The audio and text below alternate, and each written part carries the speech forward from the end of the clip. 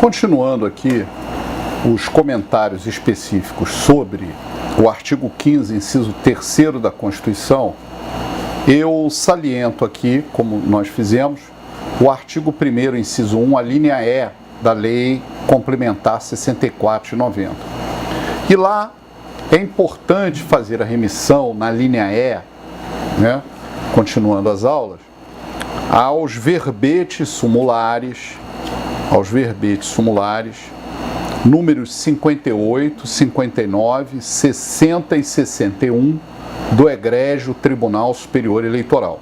Repetindo, 58, 59, 60 e 61. Vamos à leitura.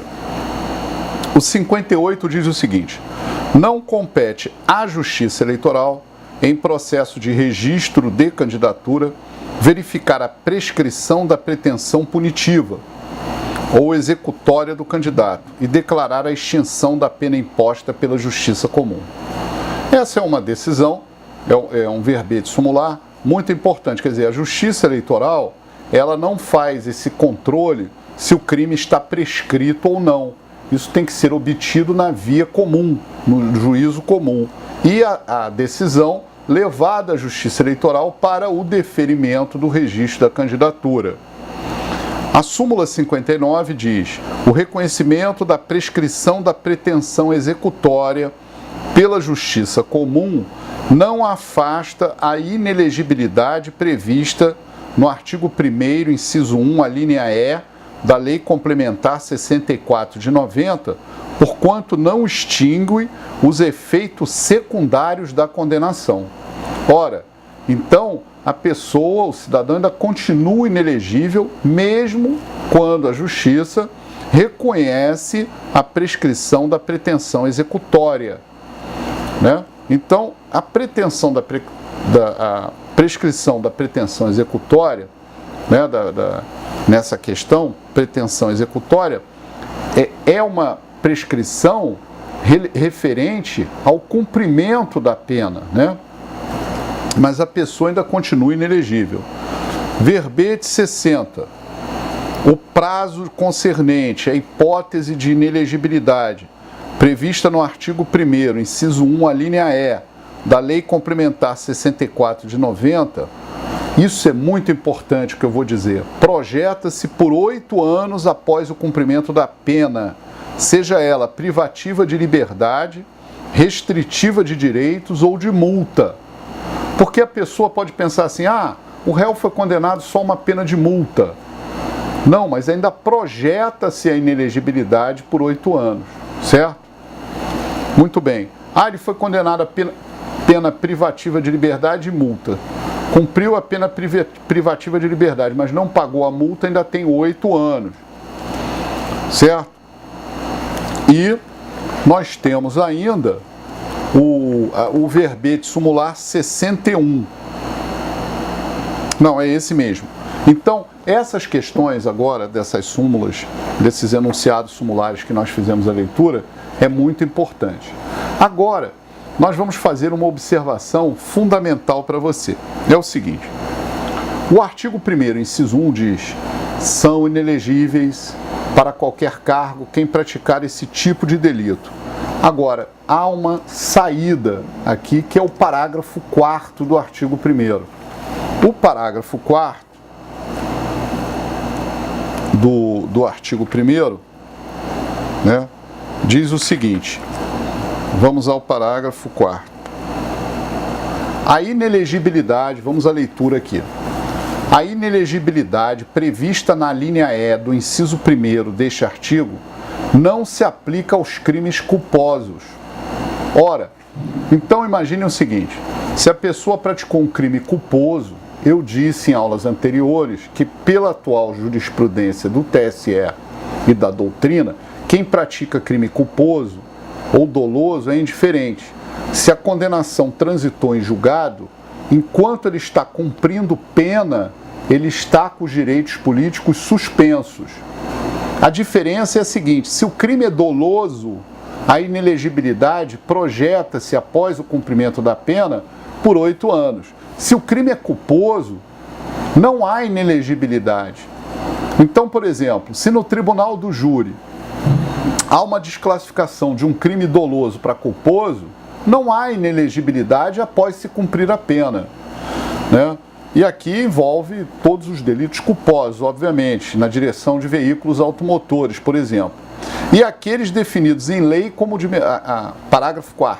A inelegibilidade da linha E deste artigo não se aplica aos crimes culposos e aqueles definidos em lei como de menor potencial ofensivo.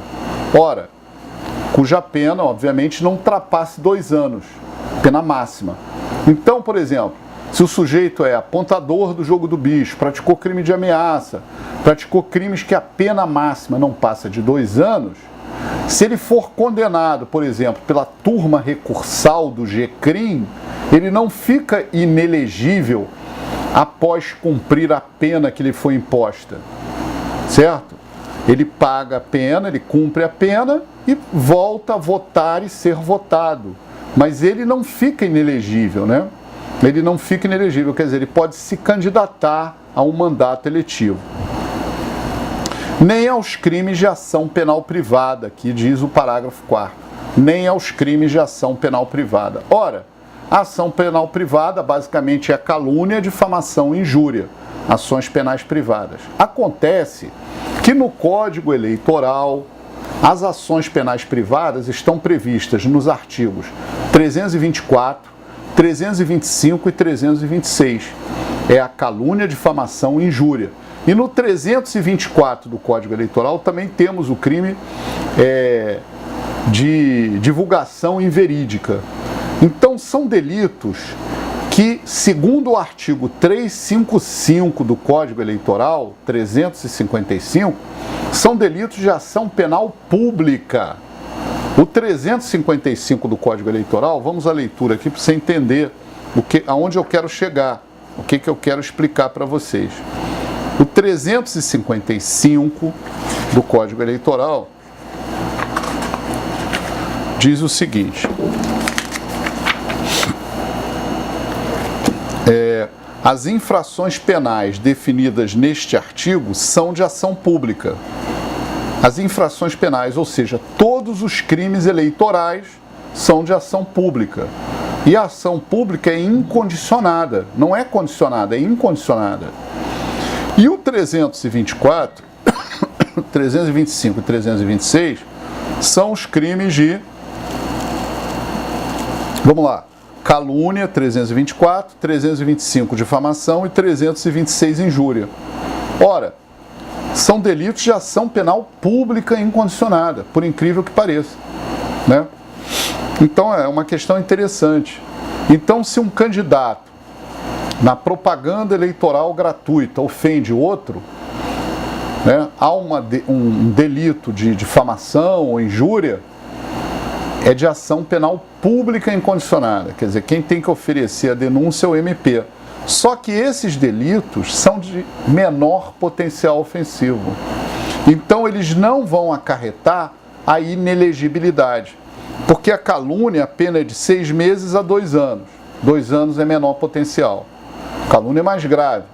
A difamação é de 3 meses a 1 ano. E a injúria é de 15 dias a 6 meses.